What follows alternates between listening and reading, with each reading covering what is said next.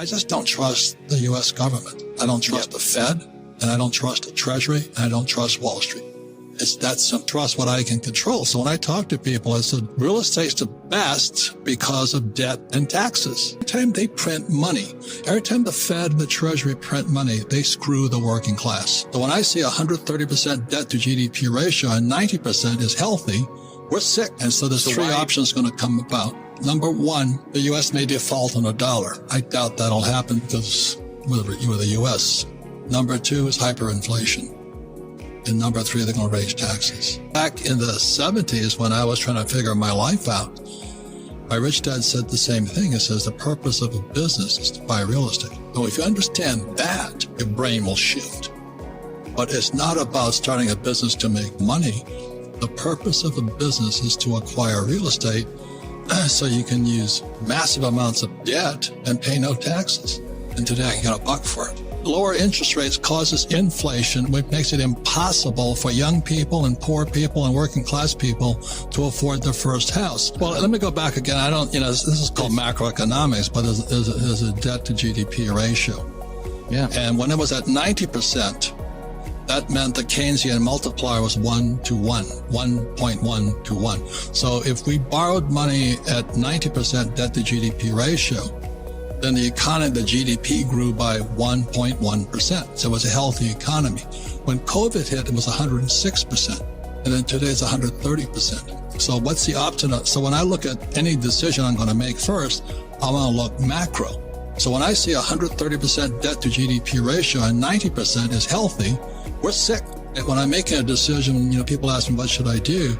I first check the big picture, check macro, the debt to GDP ratios and all that. Well, first of all, I love crashes. As you know, that's like Neiman Marcus having a sale. Well, also, if you understand what happened in 71, again, it was Lenin who said he wanted to kill capitalism, debauch the currency. That's what happened in 71. I'm a student of economic history.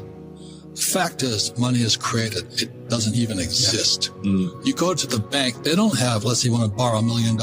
They don't have $1 million there. So you sign your name, they give you $1 million. It just pops up. And that's called the fractional reserve system and all that stuff. So that's why the whole system is so screwed up. But we have these college professors who don't even know what I just said.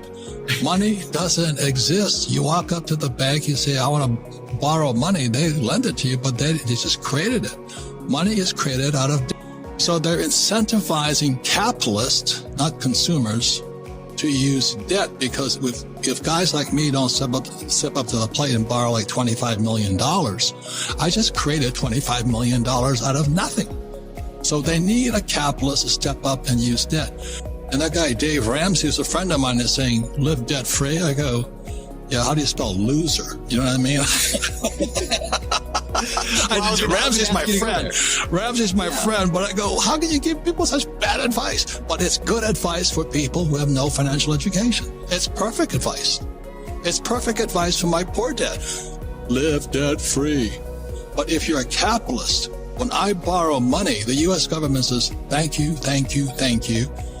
And when I put it into apartment houses, they go, thank you, thank you, thank you, thank you again. So I make all that cash flow, and I use appreciation, depreciation, amortization to pay no taxes. That's called basic financial education. You could teach a 10-year-old to do that, because that's how old I was, and my rich dad taught me that. Well, it's the same way I do anything. Is I don't talk to myself. I talk to people who are smart. So when this was a while ago, when Bitcoin hit 20K, it's tempting, because that's like prom night. Everybody's happy. Yeah. But it's going to retrace. So I talked to several people who are like Raoul Pal and all that stuff. I said, what do you think? Talked to Max Kaiser. I said, just wait.